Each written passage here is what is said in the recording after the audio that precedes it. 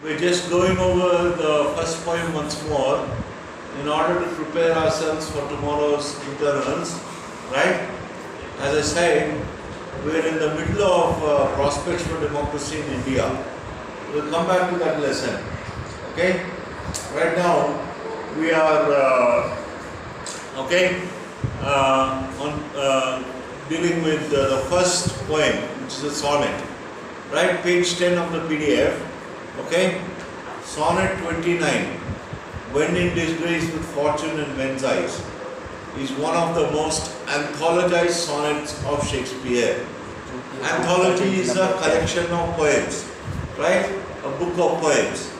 So many book collections of poems, many books of poems have Sonnet 29, right? They include Sonnet 29 because it's one of the great poems of the world. And Sonnet 29 is also known by its first line. What is the first line of the poem? When in disgrace with fortune and men's eyes. Right? So, you see, when the poet is in disgrace, right? He's suffering misfortune. Okay? And he's not only suffering misfortune, he's also, against other people are against him. In men's eyes, in other men's eyes, he's suffering the fall. Right? When in disgrace with fortune and method. It's also known by that line. Okay. So it's one of the most anthologized sonnets of Shakespeare, in which the speaker talks about his troubled state of mind caused by things going wrong for him. Right? So apparently he had a plan and he was working according to the plan, but because of a series of things he could not foresee, things went wrong for him. Right? Situations occurred which he did not foresee. So his plans were upset.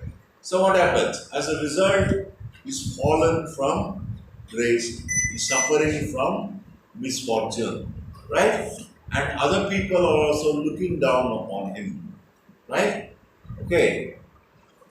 But the trigger for writing of the sonnet seems to have been an attack on Shakespeare by dramatist Robert Greene, who warned his fellow educated playwrights about Shakespeare, referring to him as an upstart crow beautified with our feathers.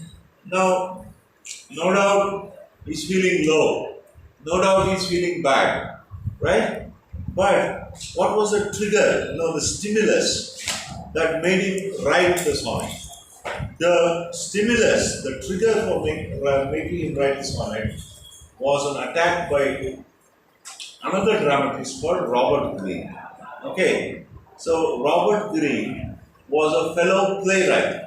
Who is a playwright? A playwright is one who writes plays. Shakespeare was a playwright. Robert Greene was a playwright. And Robert Greene was a senior author. Shakespeare was just starting on his career. And when Shakespeare was starting, what did he do? Apparently, he had copied a lot of lines from other plays. He copied a lot of lines from other plays in his plays. So what does Robert Greene say? He's an upstart crow. He doesn't know how to sing. He doesn't know how to write plays. He's not an author. He's an upstart crow, right? Beautified with our feathers. So he's borrowed lines from our plays. He's borrowed lines from our poems. And he's made them his own. He's included them in his plays and poems. And he says he's a great artist, right? So that is how Robert Greene criticized Shakespeare.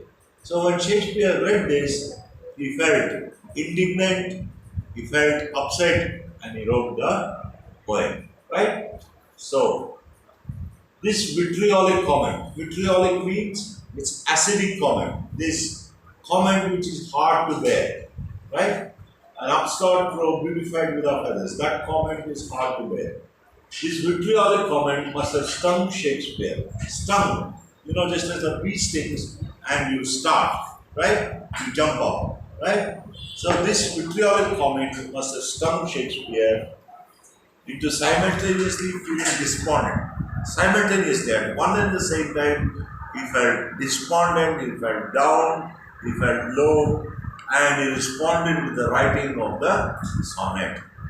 He started to write the sonnet. The sonnet, which begins with the speaker being deeply steeped in self pity. So, how does the sonnet begin? The speaker, that is Shakespeare, is steeped.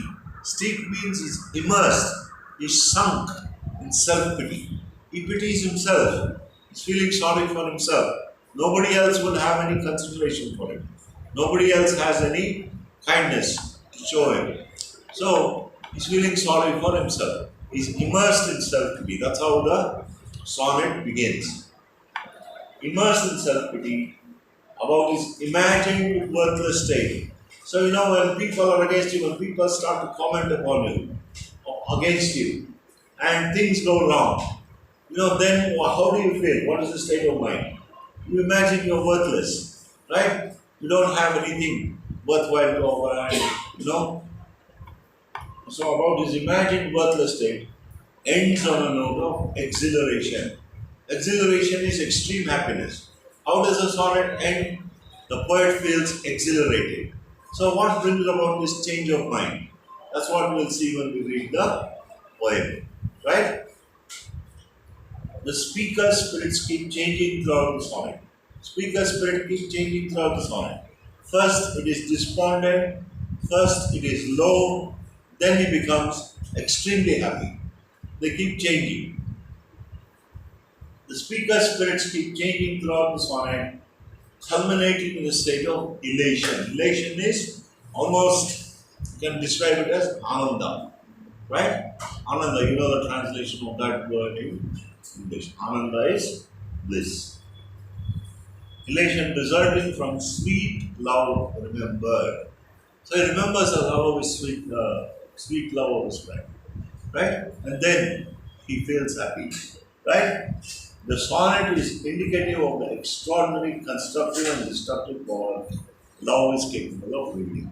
So the one and the same emotion, deprivation of love, not being given love, not being shown love and affection, that makes you feel worthless.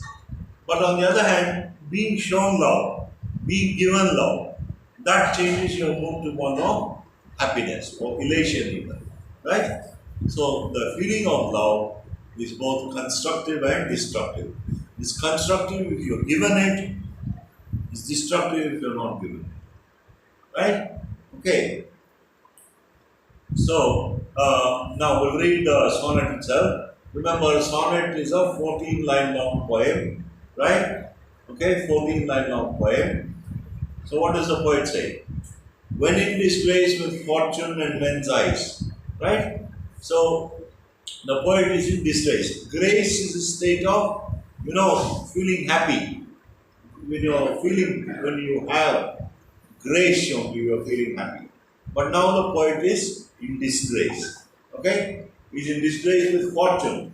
His finances are at an all-time low. Okay? His finances are at an all-time low. He's in disgrace with fortune. He's suffering misfortune. And he's also in disgrace with men's eyes, in the eyes of other men. And what does he do? I all alone beweep my outcast state. Outcast is one who's cast out, one who's thrown out. What do you mean by an outcast? Right? One who's thrown out of society because nobody wants it. Do you know where the prisons are kept? In the city, you know where the prisons are. They're always outside the city. They're never in the middle of the city. Because they are outcasts, they're thrown out of society, the prisoners, those who have done wrong. Right? So, he feels like an outcast. He beweeps, he weeps, he cries for himself. All alone, he weeps for himself. I all alone beweep my outcast state. And trouble deaf heaven with my bootless cries. Right? So, he prays to heaven. He prays to heaven, God give me some relief. Right? But heaven is deaf. God is deaf. He troubles deaf heaven with his bootless cries. Bookless is worthless, without any result. See, you can try it if you want. You pray, you say the name of Ram, Ram, Ram, Ram throughout your life, nothing will happen. You say the name of God, any God, whichever God you feel. But, it's a sense of goodness. You feel a sense of goodness, right? So it's some sort of relief, the feeling or the emotion, right? So what the poet is saying here is,